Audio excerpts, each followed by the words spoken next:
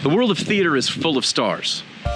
But just like in the night sky, sometimes we don't see them all. Some are in the wings, some are maybe up over us in the catwalk. Hopefully they're not under the stage, but you never know. In this series, we are going to meet those hidden stars of the theater, hear their stories, and be inspired by them. So join me on this journey here in my state-of-the-art production studio in my backyard as we meet the hidden stars of theater.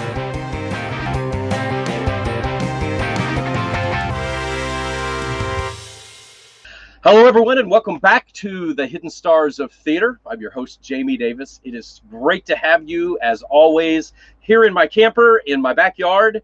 And as always, we have a special guest star today, and that is Shannon Slaton. Shannon is an audio technician. He has touring experience and Broadway experience and lots of experience about things that some we've talked about, but some we haven't. But more than anything, we want to get to know him. Welcome, Shannon. It is great to have you on the show, man. Yeah, thanks for having me.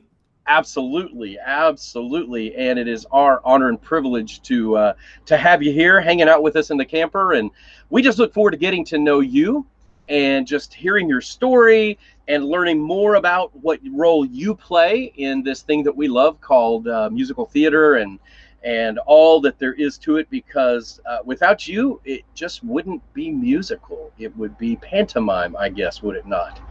It would be quieter. That's true. Depending on how much money you spent on it. If you got a good seat, then, maybe.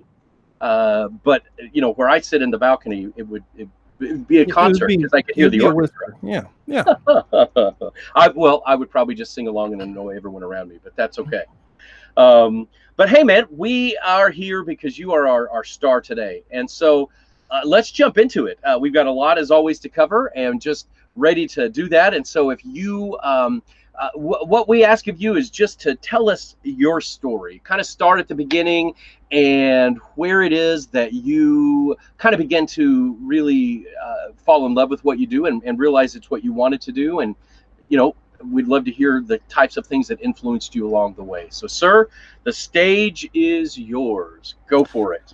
Okay, that's a big stage to fill. So I started doing theater in high school. Went to college at TCU in Fort Worth. Go Horned Frogs. Go Horned Frogs. Yeah. And yeah, I went there for general theater. I did acting and directing and playwriting, and a little bit of technical theater. I graduated in 1993. And so way back then, sound was not really something on the radar for anyone, where I was. So, but in college, I was able to actually mix one musical. It was Sam Shepard's Mad Dog Blues, which is some LSD trip that Sam Shepard wrote. It's trippy for sure. It is definitely weird. And I really enjoyed it. They hired some guy who did corporate sound and didn't really know anything about theatrical sound, but was like, here's some equipment and here's how it works and good luck to you. And after that, I went to, I was in a band, and that sort of got me more into sound stuff in general. And then I went to grad school for dramaturgy, realized I was not a good dramaturg. Was that TCU as well? No, that was SUNY Stony Brook out in Long Island. Wow. Culture shock deluxe, huh? Definitely, yeah. And so I was there, but I was working as a stagehand at the local Roadhouse, paying for my grad school, and realized that I enjoyed being a stagehand more than writing about Ibsen's Doll's House. So I got out of that and went back to Dallas and worked at a little very cool experimental theater called the Undermain. We did some very, very strange shows, and I was the sound mixer there. And then moved on to the Dallas Theater Center. Okay. Nice regional theater there. Nice. Yep. And from there, I happened to get a job that pretty much changed everything for me. I went on the road as the mixer for Tap Dogs, which was a show. It's an Australian tap show. I think they're on their 25th, 30th anniversary tour right now or something. I don't know. How long's it been? Jeez. Anyway, yeah, 25th, I think.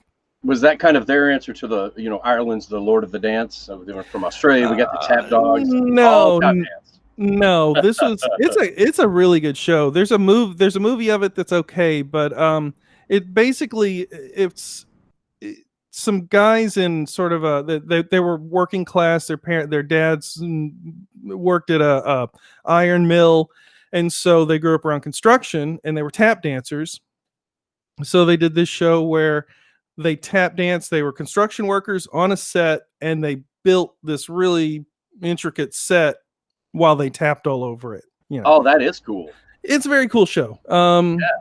Yeah. So I toured with that for a while. I toured for about 7 years on different musicals, and Jekyll and Hyde and nice. Cinderella, Grease. I don't remember. And then after that, I wanted to mix musicals, and the pinnacle for that is Broadway musicals. So I figured I was headed to Broadway. There you go. I moved to New York City, and yeah. I remember that commercial. Nice. So I moved to New York and sort of worked my way up, and took me 7 years, and I became a Local 1 stagehand. When I got there, I was just a ACT member, and I mixed on Broadway. My first show was Christmas Carol, which was at the Madison Square Garden Theater, and my second show was Man of La Mancha. I was the sub mixer, which means every show they need to train. Mixing a musical is not easy. You don't just walk in and the next day you can do it. We train for like 2 to 3 weeks to learn to mix a show. So when you've got a show that's making $1 million a week, if the sound guy gets hit by a bus or something, well, they're going to lose money because no one knows how to mix the show except that person. That's power, man.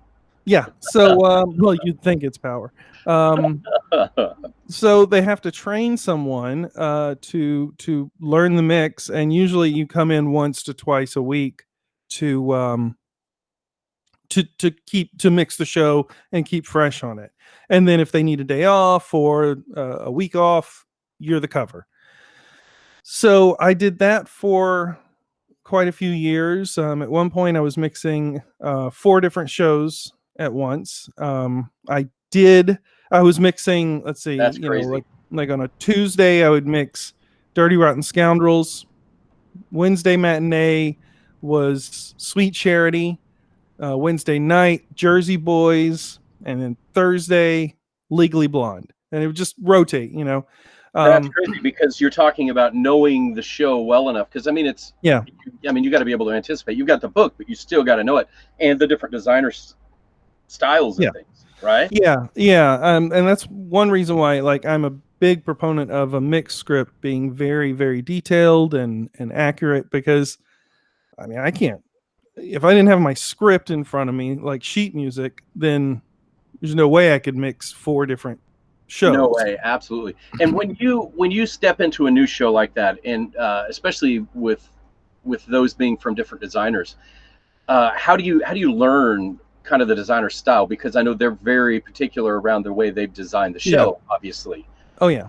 My job is to keep my ego out of it and do what they designed. When I train people to cover for me, I'm like, look, you might think you know how to make this scene sound better, but you don't know if the designer argued with the director about that, and the director won because he is the boss, and so we all might think that snare drum sounds bad, but the director likes it. So if you come in and you change something because you're like, this sounds better, well, you could get fired. It may sound great.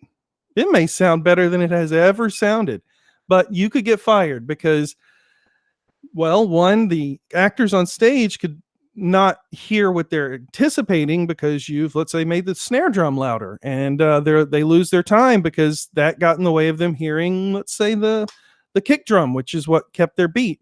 So the actors get mad. They talk to the stage manager, and the next thing you know, you're in a meeting with them saying, "Why are you changing the show?" So Absolutely, because it's about consistency. absolutely, yeah. Yeah. I mean, they always say, the best compliment for a sub mixer is, "Oh, I didn't even know you were back there." Yeah, You know, totally. that's what it should be. And once it takes 2 to 3 weeks to train on a show. And what you do normally is, I would watch a show for a couple of shows, take my notes, get my script right, practice at home with a board recording, and if I have a little mixer, but I'll use quarters for faders, whatever. It doesn't matter. It's just about getting finger choreography down. And so I would, on like the third show, the mixer would let me mix something. So usually it's like you pick a very boring solo and you're like, here, mix this so that you can start to feel what the board's doing, what the room's doing. And as you're going, the main mixer is like, that's too loud. What we're going for is this. The designer wanted reverb here and not here, you know.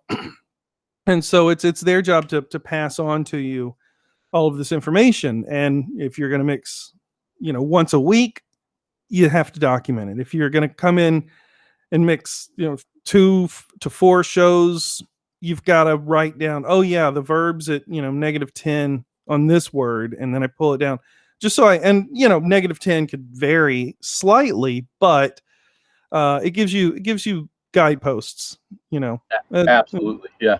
and You're not just out there lost the whole time wondering, oh, yeah. what's next? Yeah. And then once you learn the mix, you usually I try and set up where, you finish your training, and it's right when the mixer is going to take a week off or 2 weeks, and that way you get a nice solid chunk of mixing. And then after a couple of weeks after that, the designer will come in and listen to you mix, and after the show give you notes, basically give you the blessing, kiss you on the cheek, and let everyone know this person's okay. So that's pretty much how it works. Cool. Very good. So you mentioned, you started getting to mix some on Broadway and stuff. One of the other things that you've mentioned to me that you've gotten to do is some sound design as well. Is that correct? Yeah. I when I went on the road, I sort of got a knack for designing tours and what they needed. And so I had some companies start hiring me for designing tours, musical tours. And I only do musicals. Plays are boring to me as a mixer because there's really nothing to do except hit go, and it's kind of boring. I think it would bore me as well. Yeah, I'm not a composer. I play guitar, but I know basically G, C, and D, and that's fine with me. I don't read music. I'm not a musician. I'm just a sound mixer. So, but I started designing tours, and I've been designing tours for about 20 years. I've designed about 70-ish tours. Wow, that's all over the place. Yeah, and I really enjoy designing. It's a different skill set for sure, but basically, when you design, if you design a musical in a theater, you've got a set. You have the stock equipment. You're like, okay, these are my speakers. This is this box of microphones that aren't appropriate at all for what we have, but that's what I've got. And you put up a show, and you got the same board, and it's all set up, and you have a booth, and it's all good. But if you're going to do a tour, you have to take all that stuff with you. So designing a tour, one, you have to understand musicals, but the beginning of it is, what's the equipment? So you have to put together an equipment list. What speakers do you want? What console do you want?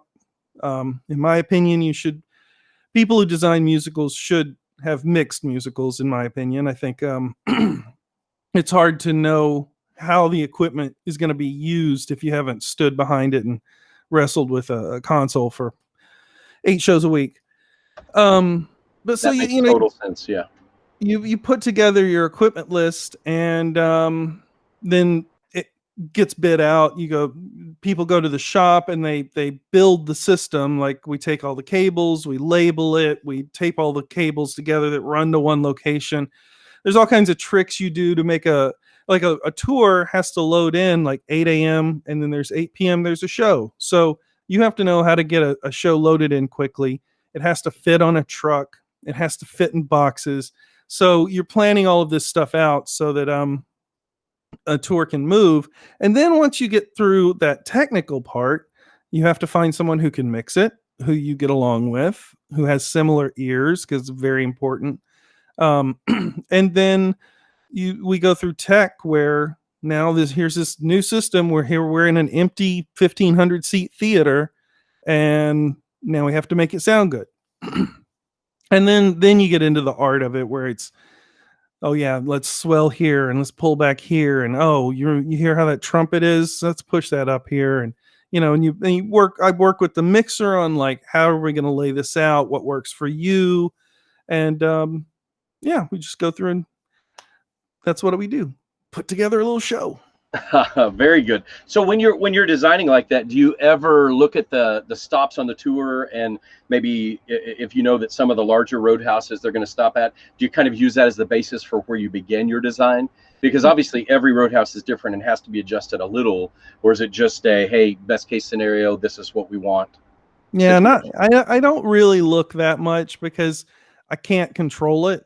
I mean, I can't go to you can't look at it and go, okay, well, in this space, we're going to need all these speakers. Because yes, that is true.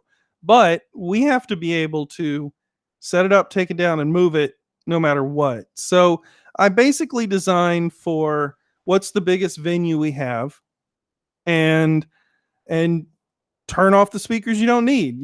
Basically, you can't, for me, you could spend your whole life like, oh, I've done tours where they go to 100 venues in a year.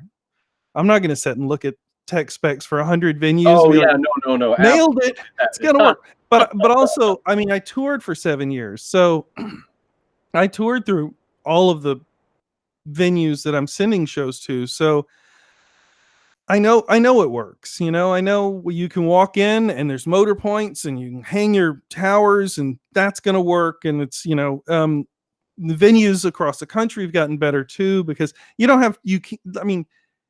can't carry underbouks, delay speakers if you're doing a 1-day load in. It's just, there's no possible way you can get everything done in a 12-hour day. Right. So you're limited in what you can carry on the tour, but that also means what could I look at on all the tech specs? How many balconies are there? Doesn't matter. I can't do anything with them. Surround speakers, not going to happen on a tour unless you have multiple day load in, or unless you have an advanced team. I'm sure someone will watch this and be like, I did it all the time. I always had surrounds on a 1-day, 1-nighter tour. I'm like, good for you. But liar. But most venues at this point, because they know they get complaints in the balcony, and they know no tour that's coming into them is going to hang speakers in the balcony, because they don't have time to. So most theaters are like, well, we've hung speakers up there, and we've got underbouks, we've got these delay zones, and you tie into those, and then it's working with your mixer on, okay, this is how we want to balance our system with a house system, and then you kick them out the door, and they tour for a year and hopefully never talk to you. Because it's all a wonderful thing. Yeah. Very good. So 70 shows, man, that's crazy. That is crazy. Yeah, it just means I'm getting older. That's all it means. I'm right there with you. Fewer shows ahead of me than behind me. There you go. That's what it means. So have most of those been with the same touring company? Yeah. I've done a lot of tours for networks. Yeah. And is that who you toured with for those 7 years when you were on the road? Well, I toured with a lot of companies, but I toured with them for a couple of years. Yeah. Got you. So when you were coming out of college, when you went, or coming out of your master's, I didn't get when my you quit, master's. oh no, when you went to school I for quit. the program, you quit, but that's all right. Yeah. I mean, who wants to be a dramaturge? As soon as you said that, I was like, really, Shannon? Yeah. Really? Yeah. So I would have quit probably sooner than you had. I would have run away. When you started touring, how'd you get that first gig? Where did you find out about that possibility? It was kind of a dumb luck situation. I was just looking for a way to basically, I was ready to move out of Dallas, the Dallas area, and I don't know. I found it on some newsletter. There was a stage something that used to.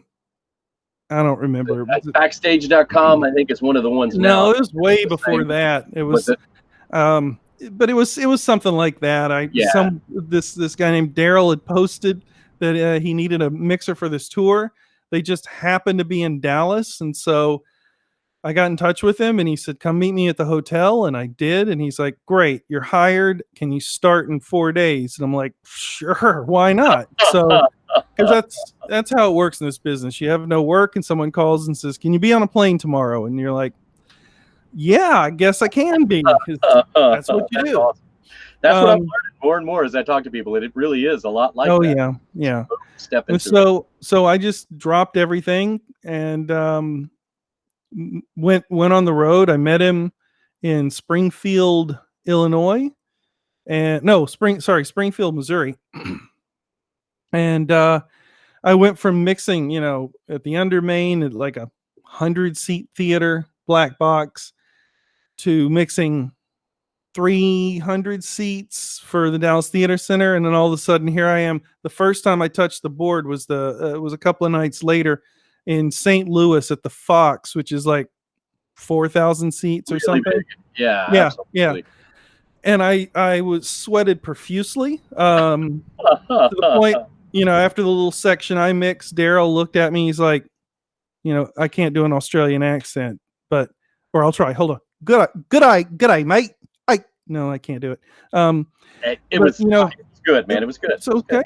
But yeah, Daryl looked at me and just wiped the sweat off, and he's like, "Next time, bring paper towels to the board." I was like, "Cool." You're gonna short the board out, huh? Yeah, and that experience, because I honestly wasn't really ready for that step up. I got lucky, and it was, to me, it was like a Princess Bride moment, because literally every night show would end and Daryl would look at me and say, "Keep your bag packed, because we're probably going to send you home." I'm like, "Okay, cool."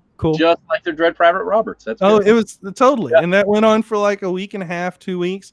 Every night he's like, "Keep it packed. This isn't working out at all. You're terrible." I'm like, "Okay." Completely agree. I really suck at this. So yeah, you're right. And lucky for me, he had a plane ticket back to Australia and needed to design another show more than he needed to fire me. So and he let me stay on, and then I toured with that for a few years, and yeah. So is that really how you learned? I mean, it's kind of trial by fire all the way around, because you went to school for other things, and boom, that's awesome. Yeah. I mean, at the time, I don't think it's much different now, but you didn't learn musical theater mixing in school. You learned it from someone, Right.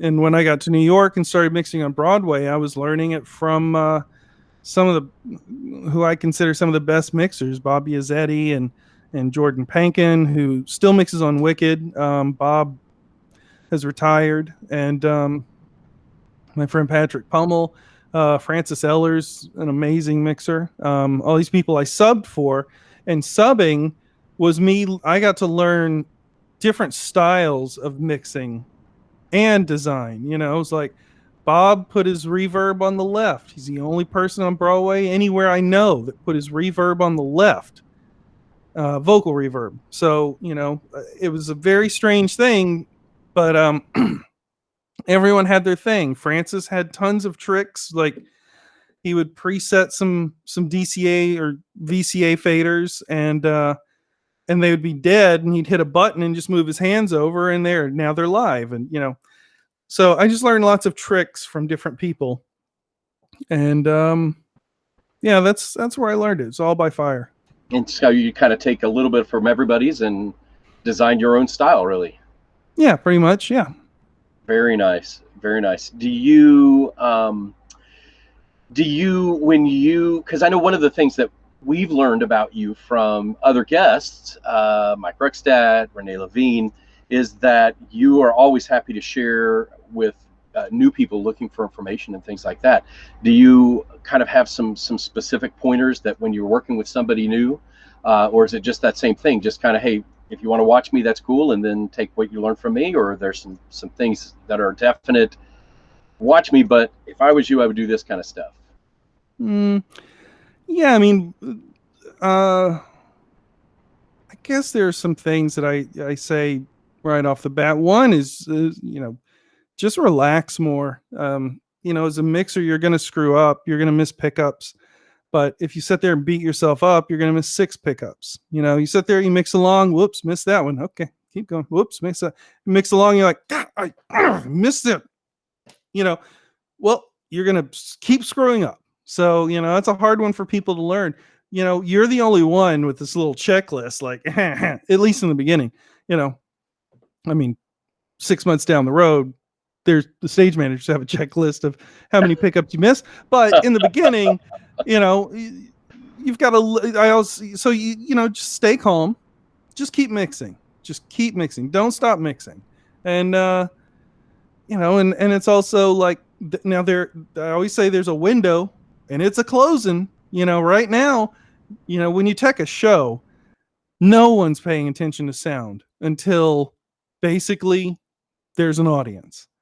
It's kind of amazing. They're mostly because they're so focused on everything else, the set, the costumes, lights, and you miss a pickup, no one really notices. Get there, they move on.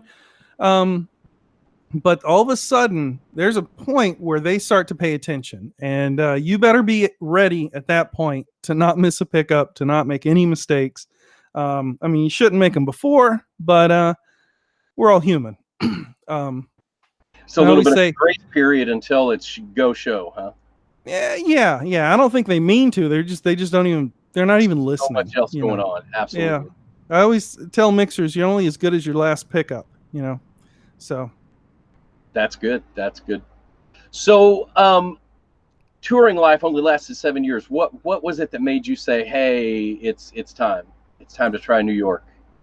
Well, the last year and a half I toured, I had just gotten married, so I'd moved my wife to New York.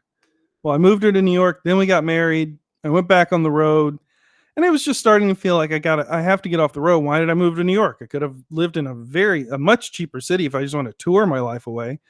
But also I was doing at least 40 weeks a year on the road.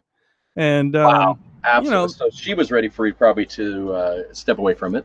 That's what she thought till I was home all the time. But now she's like, "Hey, isn't there a tour leaving sometime soon, Shannon, that you're supposed to be on?" Right now, she's just like, anything. Can you just leave the house for any reason? But no. So it was just time. I've been doing it for long enough, and so I just got off the road. It was a hard transition. It's one world is working out so well, and it's just a hard transition. But yeah, the road life is great.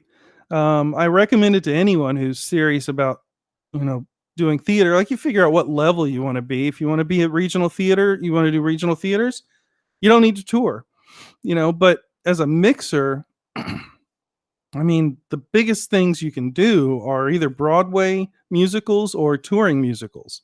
You get to play with the biggest toys, the best speakers, the best consoles. It's fun to work on a little Behringer X32, but it's a lot more fun to work on a Digico SD7. So, Yeah, So, absolutely. And we actually have had Brian Judd of Casecraft as our one of our mhm. guests, and he was showing us the little submixer practice board even for the Oh Digicode. yeah, yeah, yeah. That's a cool Those are little thing. Yeah, those are pretty I cool. would have loved that in the day because it was not easy practicing with quarters. You know, they fly off the desk and Yeah, and I actually stole that from you. I when we interviewed Mike, we do sometimes a companion short video for students as a just a fun activity. And I yeah. had seen your I think it was you. Somebody had a video with the quarters mixing, or maybe you Mm, talked about it. I think you I don't talked know. about it. So anyway, so I did that and made a video. It was pretty pathetic, but I Yeah, did my yeah, best. yeah, So many props to you for the line by line mixing, man. It's like playing a piano. It's like playing a piano. It really is. Just yeah. getting it right. It's crazy. Yeah. It's like playing a piano that the tuning changes while you go along because That's you true. know you don't always know what the your input's going to be. Yeah, absolutely. Very good. So when you moved to Broadway, started over. I mean, kind of beginning. I feel like a new world, and you got to start from the bottom again. Was that a challenge?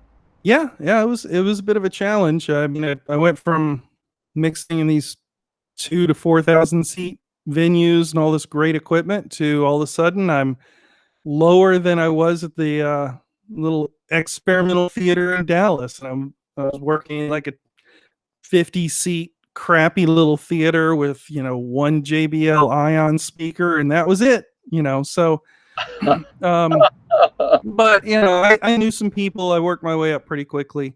Um, I was a, you know, union stagehand. So then I started subbing, and it took 7 years, but I got my local one card.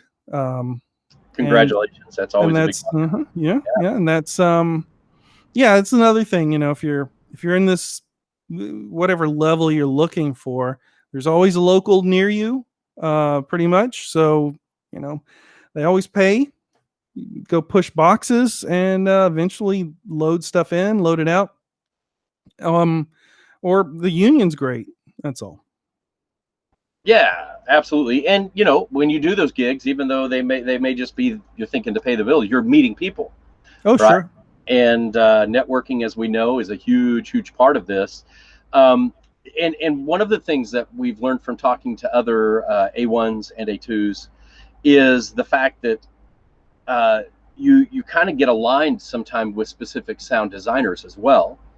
And are there any that you are kind of your I don't know, I don't want to throw you out there and make somebody upset, but what about who are some of them that you've worked at that's what we'll say. We won't say who's your favorite to work Oh with. no, no, no. I mean, a lot of us kind of joke that it's like, you know, Scottish clans. You're like, ah, you're of the Lair clan. Oh, good to know.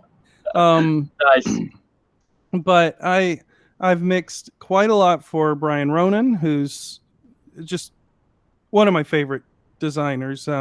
We see a lot of things similarly, so I enjoy working with him. When I first moved to New York, I started working with Tony Miola. I worked as the advanced sound on Wicked when it was in San Francisco and then transferred to Broadway. Nice. And he's the one who put me on Christmas Carol and Man of La Mancha. And I subbed for Acme, and I worked with Nevin. I actually mixed the reading for In the Heights for Nevin, Nice. Nevin Steinberg. Yeah. And yeah, and that's another one in our business, readings up in New York. You'd never think it, but before a musical becomes a full production, they do these backers auditions where they invite all these wealthy investors, and you get this small little room, you know, like sometimes it's a little 30-foot by 30-foot room, and you've got 20 actors reading on a script because they're only allowed to no costumes or anything like that. And at this point they're all fully amplified. And so you walk into that, you know, like I did in the Heights, and you're in there for a couple of days, and then you mix a full musical in front of some very important people, and it's a little high stress because you definitely don't want to make mistakes. No, because most. they are the people with the purse strings. They're the Yeah. ones who say this is going to happen or not. Yeah. So, I take a lot of I take a lot of credit for where Lynn Manuel has ended up, because I did an outstanding job. Because you were in the room where it happened. That's right. And you helped him not throw away his Yeah. shot, right? I know. So, That was big of you, man. That was nice. yeah. That was. I bet that he probably sent you Christmas cards and says thanks a lot, doesn't he? Yeah. Oh, the fruit baskets are pretty large. Yeah. That is awesome. Well, hey, man, one thing we want to talk about is your book. Yeah, because we've talked about it already in several episodes from other audio guys, and you literally are the man that wrote the book on mixing a musical, Broadway Theatrical Sound Techniques. That's so true. Yeah, just kind of tell us the the story behind that, and what that means to you being a published author. Yeah. It means I'm smarter than the average person. I'm better than them. That's what it means, I think. Nice. Is that what it means? That's what I thought. I mean, that was going to be my suggestion. Right. Yeah, no, it started as kind of a challenge. I was in a bar, had one too many pints of Guinness. I'm talking to this friend of mine who wrote a book on lighting design, and I was like, no one's ever written a book about just being a mixer. Everyone's writing about how to make, how to do fancy stuff, EQ and blah blah, be a designer. No, like, talk about just being a mixer. And he's like, that's a good idea. Let me put you in touch with my publisher. And he did. His name's Steve Shelley. and then all of a sudden, they liked the idea, and I just kept telling my wife Molly, I'm just like, I don't know what's going on, but I guess I'll play along. And they're like, that's great. Can you tell us, like, outline what the book would be? And I'm like, okay. And I'm like, yeah, that's good. Can you write us a chapter? And I'm like, seriously? And that's when all the English classes and the dramaturgy paid off. There you go. Absolutely. So it started like that. And I wanted to write a book that really it's not meant to be a technical book that is going to teach you how to tune a system, or I don't want that. Like, there are smarter people than me. Go read Bob McCarthy. He's brilliant. I wanted to write, like, this is the career. This is what it is. And for anyone interested in something like that. And then, the tips and tricks that I have in my little bag when I mix a show or when I'm designing, or and I thought, maybe it's interesting. And it was a pain. It was a real pain writing that book. I spent a year, like, I'd be like, I gotta go write. I'd go sit in the coffee shop. They tell me writing a book is not easy. I mean, it sucks. It's easy to read. I said easy to write, And then they came back and they were like, hey, will you do a second edition? And I was like, no, I'm not interested. I mean, the first edition, I was like, well, this is okay. I'm done. This is as good as it's going to get, because I'm just tired of doing this. And I had a deadline and all that. And I thought it was good, but there was definitely stuff. I'm like, I wish I'd written about this and this. And of course, after a couple of years, I had a list of, like, gosh, I wish I'd put this in and this. And they they talked to me, and I thought about it. And at first I really was like, first of all, there's no point, it's like, you're not getting rich off of writing books like this. I promise you. I mean, I might be able to take Molly out for a nice dinner or two a year.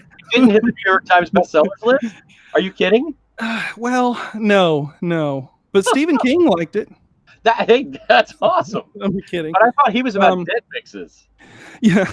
Oh, sorry. Yeah. So I decided to write the second edition, and I'm glad I did. I like the second edition. Yeah. Cool. Well, and one exciting thing, we're going to sell another book for you, because I'm going to get one and give it away. Oh, yeah. And, we're going to have you sign it. And so those of you listening right now, there will be instructions on how to get entered for that in the description of this video. So read those the description and do those things. It's much easier than writing a book, and maybe you'll win. And if so, then Mr. Shannon Slaton's going to sign it. Yeah, maybe yeah, write a nice that note, and that get it to you. increases the value of that book exponentially. It's Absolutely. yeah.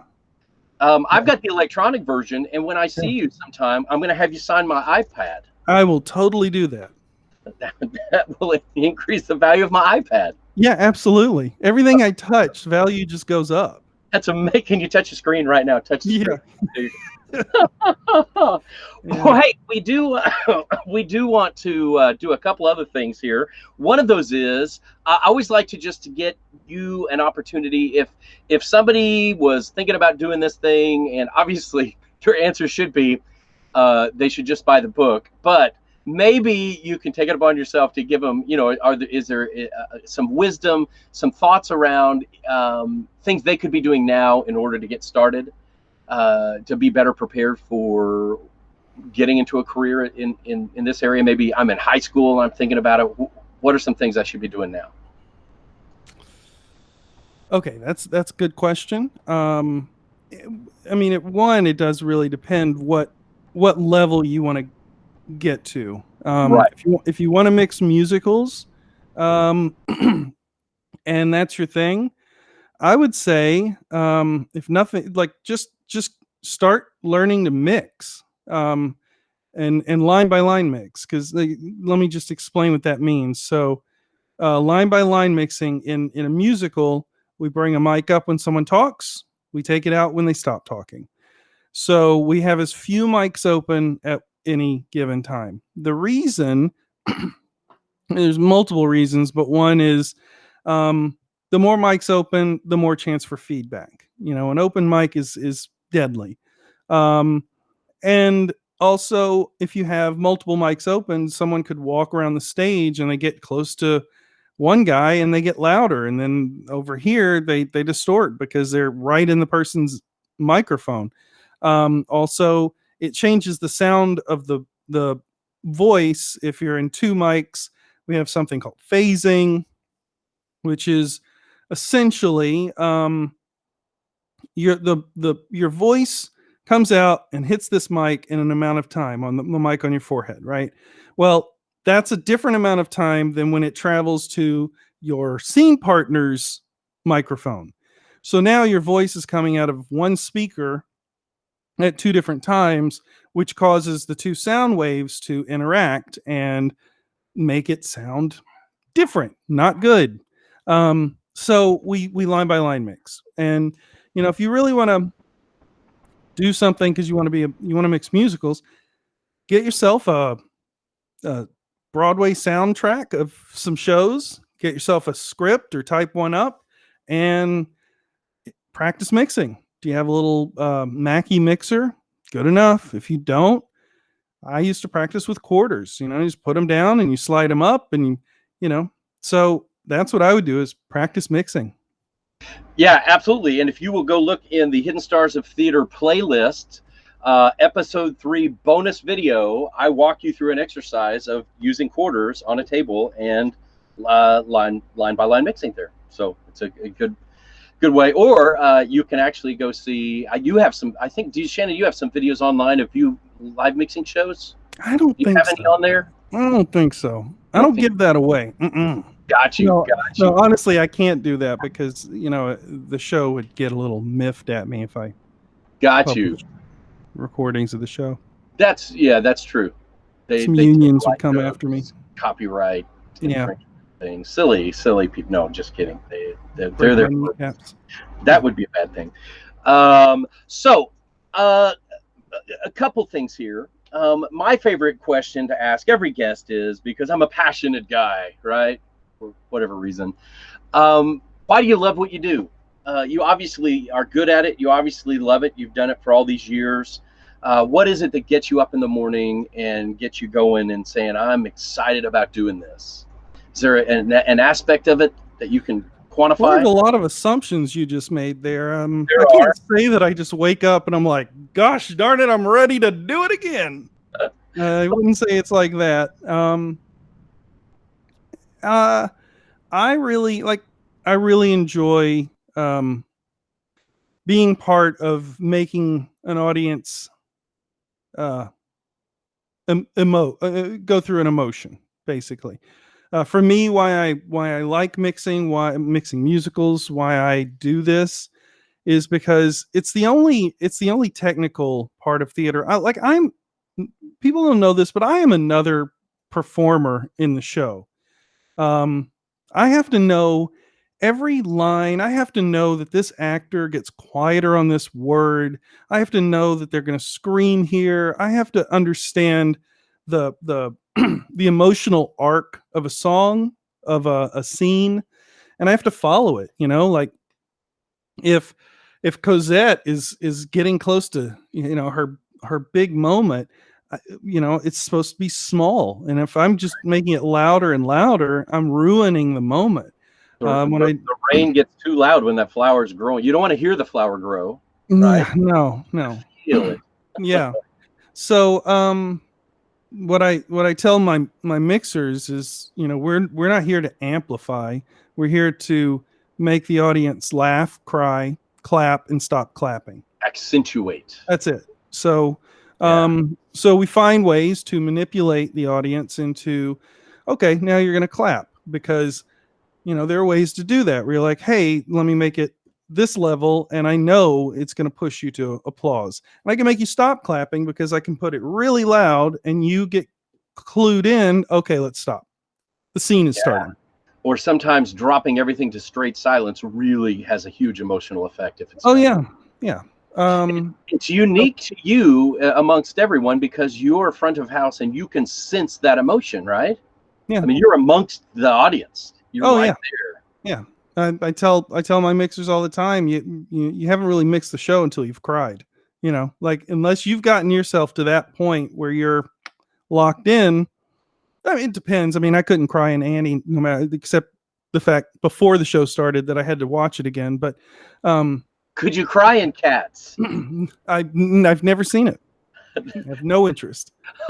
Not even the movie. Yeah, but most shows, that's there's that scene and it gets you, and you don't have to be weeping. I weep, but but that's me. But that's what I like about it. That's why I continue to do it, is because it's an emotional art. Yeah, absolutely. You're very much like a sculptor. I mean, you're sculpting the materials that are given to you and then putting them out there. And yeah, that's awesome. And it's also the only part of theater that is really, honestly, actively a live moment, like in technical theater. Like lighting, it is programmed, and everything is you're on your X, great, the prop is where it's supposed to be, the lights work, everything's good. It's a beautiful moment that was crafted during tech and happens repeatedly. Whereas in sound, you nail it once in like 50 shows, and you're like, that was it. That moment was it, because it was a sub guitar player, or it was an understudy for this role, or you just didn't land it right. So it's something that is being really honestly built every performance. Yeah, absolutely. And it takes an artist to do it, because it is an art form for sure. So you are truly an artist, sir. We appreciate you. Yes, I am. Well, man, we are running out of time here, and it is down to it. So it is time for you to leave your mark on my trailer through my wall of wisdom. This is the moment that I have the gaff tape ready here. I've already written your name on it. And so I know you've known this is coming. So it is time for you to drop a wisdom bomb on us that I can write on this tape, to share with our guests, and whatever archaeologist thousands of years from now digs up this camper will wonder what it is. But they're going to know Shannon Slaton, he must have been an important guy, because he has a nugget of wisdom on the wall of wisdom. So what is it going to be, man? What is it going to be? Well, here comes the nugget. So, and I'll tell you this. This was given to me. This little nugget was given to me by Jordan Pankin when he taught me maybe Bombay Dreams. But here it is. Very simple. Places starts with a P. Places starts with a P. Did he explain anything behind that, or? Well, he means you need to go to the bathroom before you head to front of house. That's it. Mm-hmm. I like it. So when I'm writing this out, should I just put the letter P, or do you want me to spell out P? I'm happy with either. I don't know or care. In my book, I just did it as a normal letter P. Very because good. It does start with the letter P. It does. It does. It does. That is awesome. That may be one of my favorite nuggets of wisdom that we have. There's so much truth in that. It's very true. I mixed Drowsy Chaperone, which was 95 minutes, no intermission, and I would not drink water for like an hour and a half before. I was panicked that what if you're the, I mean, and most of us Broadway mixers have been there where you call backstage, you're like, you got to get out here right now because I have to take a little break. No adult diapers, huh? Depends. No. Yeah, you want like, the whole sweating thing. You want to keep as much moisture away from electronics as possible. Yeah. You definitely don't want any jolt, we'll say. Right. So I got it right there. Places starts with a P. There it is. We're going to put it here up on the board. We're running out of space, man. Yeah, I guess the podcast is almost over. By Emma Bogave. No, we got so many people. We got to get a bigger board. Is what that means. Yeah, you got a bigger board. I'll call Casecraft. I bet there you go. Us up one. So, well, Shannon, thank you so much, man, for taking time out of your day and being our guest here, joining me in the camper and hanging out, and so much wisdom that we have gleaned from your story. But it was an honor to have you today, sir. Yeah, thanks for having me. Absolutely. And as always, thank you guys for joining us here. We couldn't do this. I guess we could just hang out and talk, just the two of us, but we really enjoy knowing that there's other people who care about us and what we do. And that's you, because you're our star as well. But one last thing that we got to do, Shannon, you know what? We do not want to forget this, because one thing you don't get to do is take a curtain call. And you know what? Today, you're the star. And so imagine, if you will, through the magic of theater and suspension of disbelief, that I represent every audience member that ever went to a show everywhere, because those are the people who are going to watch this, millions and millions of people, and they are all going to join me when they watch for your curtain call. So sure, you are a star, and this is for you. Thank you, Mr. Shannon Slaton. Thank you. Thank you. Thank you. And I stood there, but my camera turned off. So, yeah. But honestly, thank you very much. It was an honor to have you today and to hear your story. So, everybody, be sure to check out the book. Go buy the book so that Shannon can take his wife out for another nice dinner. Yeah. As soon as starving. Yeah. Buy 2 or 3. Buy everyone one for Christmas. That's what I would suggest. Yeah. But honestly, first, before you buy one, go buy one first. Go down and look at how to win one, because how cool would that be? And also, if you have any questions for me or for Shannon, shoot those to me and I'll get those to him, and he can decide if he wants to answer them or not. I'll make that same decision if you want to ask me questions, but we would love to hear from you. And once again, thank you for joining us here. Join us next time. But first, before you do, if you haven't subscribed, liked, commented, those things are important to us and the show. So please subscribe, like, comment. I'm not a big star on Broadway like Mr. Shannon Slaton, so that makes me feel better about myself. So be sure to do that, okay? And share it with all your friends and all your little social media things that you kids watch and stuff. So love you guys. Be good. This is it. Have a great day, and we'll see you next time. Bye-bye.